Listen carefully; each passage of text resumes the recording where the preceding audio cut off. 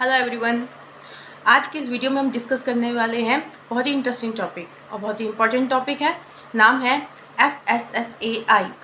इस वीडियो में डिस्कस करेंगे फूड लाइसेंस के बारे में। फूड लाइसेंस किसको अप्लाई करना कंपलसरी है, और ये FSSAI क्या होता है, ये क्या करता है, ये क्यों बनाया गया है, और क्या इसके अंदर कुछ पेनल्टीज़ भी हैं अगर हम फूड लाइसेंस नहीं लेते हैं। तो इस तरह से रिलेटेड जो है जनरल क्वेश्चंस भी हैं वो भी हम इस वीडियो में डिस्कस करेंगे। तो चलिए सबसे पहले बात कर लेते हैं कि FSSAI की फुल फॉर्म क्या होती है। FSSAI की फुल फॉर्म होती है food safety and standard authority of India. ये करती क्या, ये बनाई क्यों गई थी? ये करती है इंडिया के अंदर जितने भी हमारे फूड बिजनेसेस हैं उनको मॉनिटर करती है और उनको कंट्रोल करती है। अब ये कहते हैं कि इसको बनाया क्यों गया।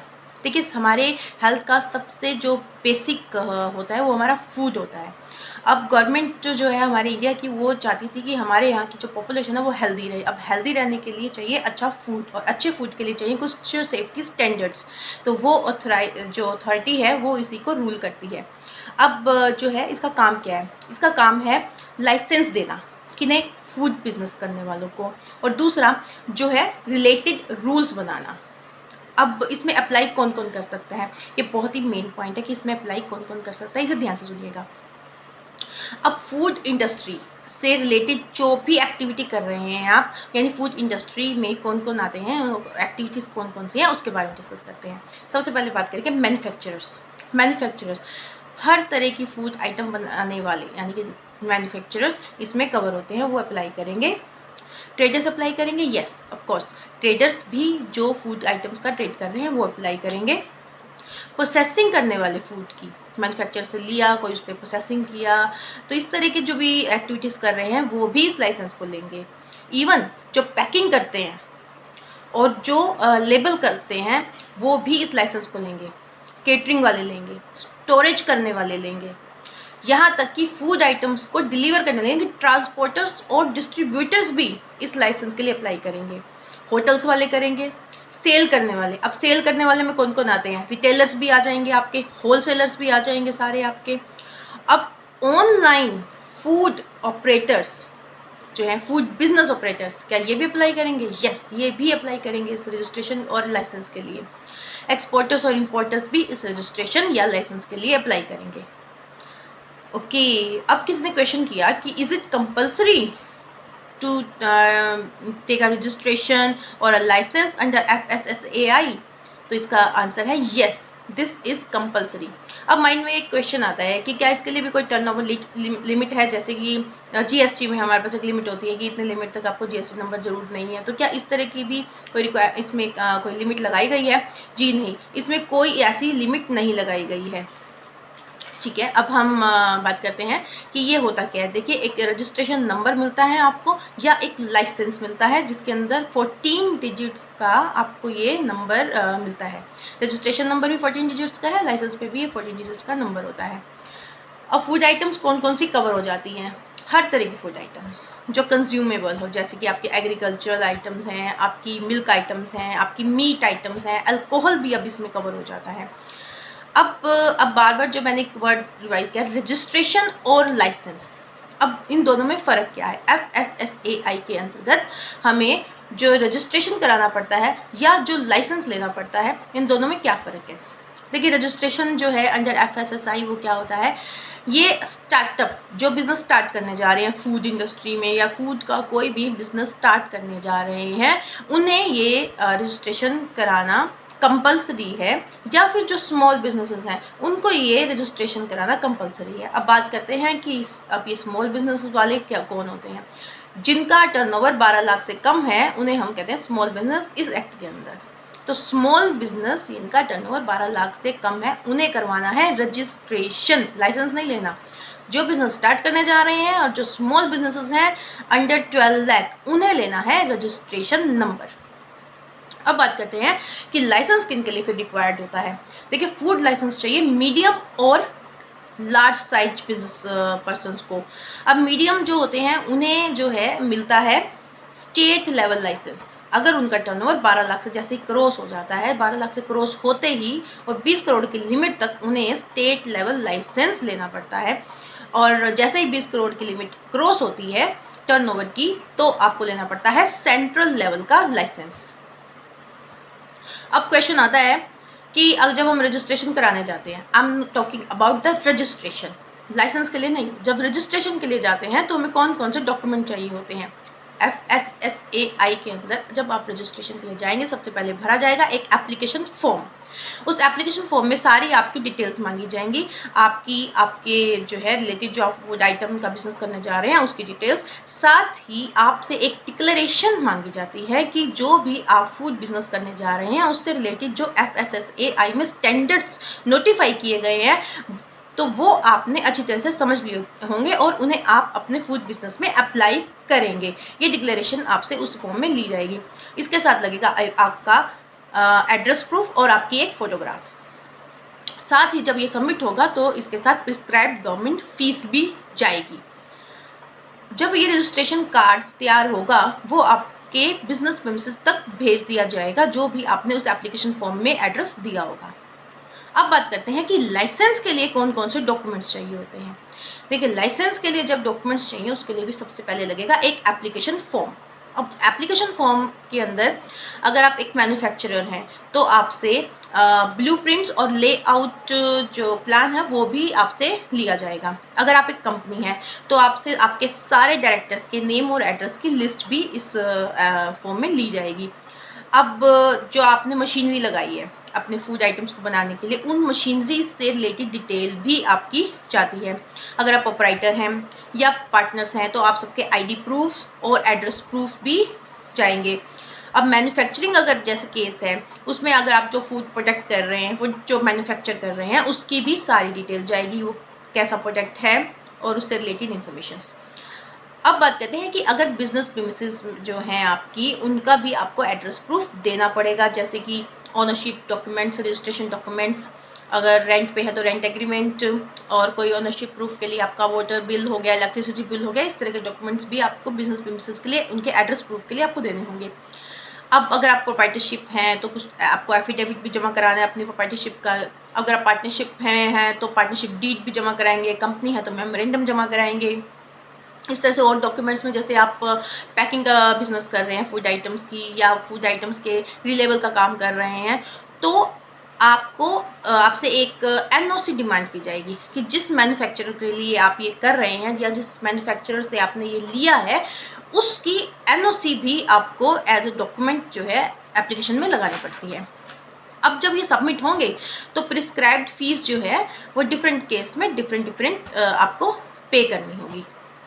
अब एक क्वेश्चन आता है कि जब ये रजिस्ट्रेशन या लाइसेंस हम ले लेते हैं तो इसकी भी कोई क्या वैलिडिटी होती है। जी हाँ, इसकी भी वैलिडिटी होती है 1 से 5 साल, और ये ऑप्शनल है। आप चाहें तो 1 साल के लिए, 2 साल के लिए या 3 साल के लिए ले सकते हैं, लेकिन मैक्सिमम लिमिट इस वैलिडिटी की 5 साल है।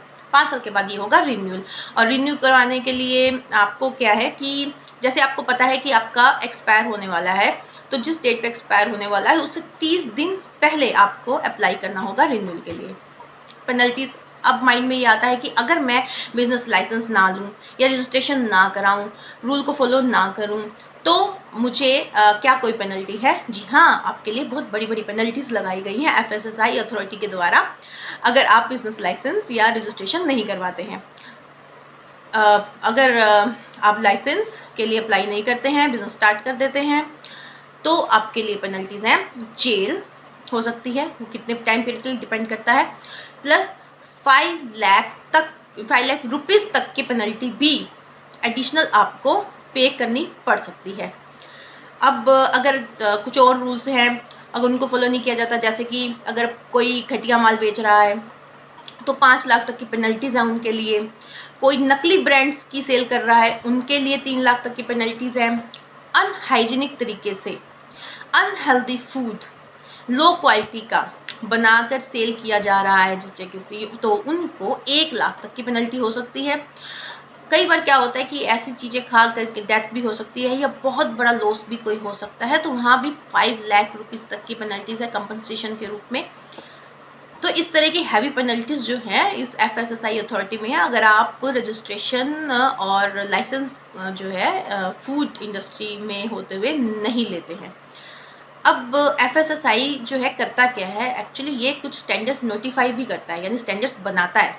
अब स्टैंडर्ड्स कैसे और किसके लिए बनाता है, ये बहुत हर प्रोडक्ट के लिए एक अलग स्टैंडर्ड जो है बनाए गए, नोटिफाई किए गए हैं। जैसे कि मैं आपको एक बताऊँ एग्जांपल के लिए, मिल्क है, अल्कोहल है, बेवरेजेस हैं, वेजिटेबल्स हैं, मिल्क प्रोडक्ट्स हैं, पल्सेस हैं। तो इस तरह से ना सारे प्रोडक्ट्स को डिफाइन किया गया अलग अलग से, और उनसे रिलेटेड जो स्टैंडर्ड्स हैं उनको बनाया गया है कि कितने टेम्परेचर में आपको कौन सी चीज़ रखनी है, कैसे आपने उसके सेफ्टी स्टैंडर्ड्स को मेंटेन करना है। ये जो है टाइम टाइम पे रिवाइज भी किए जाते हैं। तो ये रूल्स हैं, और ये समझा जाता है कि अगर आप किसी भी फूड बिजनेस में जा रहे हैं तो उस फूड बिजनेस से रिलेटेड जो भी स्टैंडर्ड बनाए गए हैं वो स्टैंडर्ड्स आपको अच्छी तरह से आपने पता कर लिए हैं, और आप उनका आगे पालन भी करने, मतलब उनको अच्छी तरह से आप अप्लाई भी करेंगे, ये जो है आपकी रिस्पॉन्सिबिलिटी भी मान ली जाती है। अब रिटर्न्स की बात करते हैं कि क्या कोई रिटर्न भी जाते हैं। तो आपको बता दें कि सभी मैन्युफैक्चरर्स और एक्सपोर्टर्स को रिटर्न भी फाइल करना पड़ता है। अब मैन्युफैक्चरर्स जो हैं उनमें से जैसे मिल्क के जो मैन्युफैक्चरर्स हैं या मिल्क प्रोडक्ट के मैन्युफैक्चरर्स हैं, उन्हें साल में 2 बार रिटर्न फाइल करना है, और वो फॉर्म होता है D2, इसमें हाफ ईयरली फॉर्म जाएगा उनका। अब एक्सपोर्टर्स हैं, उन्हें में से भी एक जो मर्चेंट एक्सपोर्टर्स होते हैं, मर्चेंट एक्सपोर्टर जैसे कि MSME से ख़रीदा और एक्सपोर्ट कर दिया, तो ये जो एक्सपोर्टर्स होते हैं इन्हें क्वार्टरली रिटर्न तो भरने ही भरने हैं, साथ ही एनुअल रिटर्न भी भरना पड़ता है। तो ये है रिटर्न्स। बाकी जो मैन्युफैक्चरर और एक्सपोर्टर्स हैं उन्हें एनुअल रिटर्न ही भरना पड़ेगा और फॉर्म D1 में जाएगा। अब अगर ये रिटर्न टाइम पे फाइल नहीं करते हैं तो हर दिन, जैसे कि मान लीजिए एनुअल रिटर्न इनका जाएगा फाइनेंशियल ईयर ख़त्म होने के बाद 31 मई से पहले, जैसे 31 मार्च को फाइनेंशियल ईयर ख़त्म होता है तो 31 मई से पहले पहले इनके रिटर्न, एनुअल रिटर्न सबमिट होते हैं। अगर ये सबमिट नहीं होता तो उस दिन के बाद से जब तक ये रिटर्न सबमिट नहीं होता है 100 रुपीज़ पर डे की पेनल्टी भी जो है उस पर लग जाती है। अब कुछ जनरल क्वेश्चंस रहते हैं, जैसे कि एक क्वेश्चन आता है कि एक बिजनेसमैन है और वो कई तरह की फूड आइटम्स का, यानी कि कई तरह की डिफरेंट फूड एक्टिविटीज़ में इन्वॉल्व है। तो उसने क्वेश्चन किया है कि क्या मुझे हर फूड एक्टिविटी के लिए डिफरेंट आइटम बनाने के लिए, उस डिफरेंट एक्टिविटी में जो है बिज़नेस करने के लिए अलग लाइसेंस लेना पड़ेगा। तो आंसर है FSSAI अथॉरिटी के अनुसार अगर आप जो है ये वैसे कहा जाए तो जो इसका रजिस्ट्रेशन है वो बिज़नेस प्रीमिसेस बेस्ड होता है। अगर आप एक ही बिज़नेस प्लेस से डिफरेंट फूड आइटम्स का बिज़नेस करते हैं तो आपको एक ही लाइसेंस रिक्वायर्ड होता है। और नेक्स्ट क्वेश्चन जैसे आता है कि अगर मेरा लाइसेंस कैंसिल हो जाता है तो क्या मुझे अपनी जो एक्टिविटीज़ हैं प्रोडक्शंस की वो स्टॉप कर देनी चाहिए? तो आंसर इज़ येस, आपको इमीडिएटली स्टॉप कर देनी चाहिए, अदरवाइज़ ये अनलॉफुल हो जाता है। फ्रेश लाइसेंस कब अप्लाई कर सकते हैं? अगर जैसे मेरा लाइसेंस कैंसिल हो जाता है तो फ्रेश लाइसेंस अप्लाई करने के लिए जिस डेट पे आपका कैंसिल होता है उसके 3 महीने के बाद आप फ्रेश लाइसेंस जो है अप्लाई कर सकते हैं। क्वेश्चन आता है कि अगर मैं बिज़नेस एक्टिविटी बंद कर देता हूँ, मैंने बिज़नेस अपना जो है क्लोज़ कर दिया, तो मैं क्या सरेंडर करने के लिए लायबल हूँ? जी हाँ, आप सरेंडर करने के लिए लायबल हैं। आपकी ये रिस्पॉन्सिबिलिटी है कि आप सरेंडर करने के लिए सरेंडर फॉर्म जो है वो जमा कराएं, बताएं गवर्नमेंट को कि आपने बिज़नेस क्लोज़ कर दिया है। अब जैसे कि कुछ क्वेश्चंस आते हैं, जैसे एक वाइन शॉप है, क्या उनके लिए लेना ज़रूरी है? वाटर और फूड ATMs वालों को क्या लेना ज़रूरी है? कुछ लोग जैसे लंगर ऑर्गेनाइज करते हैं, कुछ NGOs जो सरप्लस फूड होता है जो पुअर पीपल के अंदर डिस्ट्रीब्यूट करते हैं, क्या उन्हें लेना ज़रूरी है? जैसे milk seller, milkman, canteen, government canteen, private canteen, क्या इन सबको लेना ज़रूरी है? तो आंसर इज़ येस, इन सब के लिए लाइसेंस लेना या रजिस्ट्रेशन कराना ज़रूरी होता है, कंपलसरी ही है। एक क्वेश्चन आता है कि ये जो स्मॉल किराना स्टोर्स हैं क्या इनके लिए ज़रूरी है? तो इनके लिए भी ज़रूरी है। अब बात करते हैं कि एक केमिस्ट की शॉप है अब उसके पास स्पेयर कैपेसिटी है शॉप में और उसने वहाँ पे फूड आइटम्स रखी सेल करने के लिए, तो क्या वो भी रिक्वायर होगा इस लाइसेंस को अप्लाई करने के लिए? जी हाँ, उनके लिए भी कंपलसरी है, क्योंकि इस एक्ट में साफ साफ कहा गया है कि अगर आप फूड आइटम्स का सेल करते हैं तो सेल आप किस तरीके से भी करिए, तो आपके लिए ये कंपलसरी हो जाता है कि आप रजिस्ट्रेशन करवाएं, या अगर आपका टर्नओवर जो है 12 लाख से ऊपर है तो आप लाइसेंस के लिए भी अप्लाई करें। आई होप ये इन्फॉर्मेशन आपके लिए बहुत यूज़फुल रही होगी और इससे कोई ना कोई बेनिफिट आपको ज़रूर होगा। Thank you.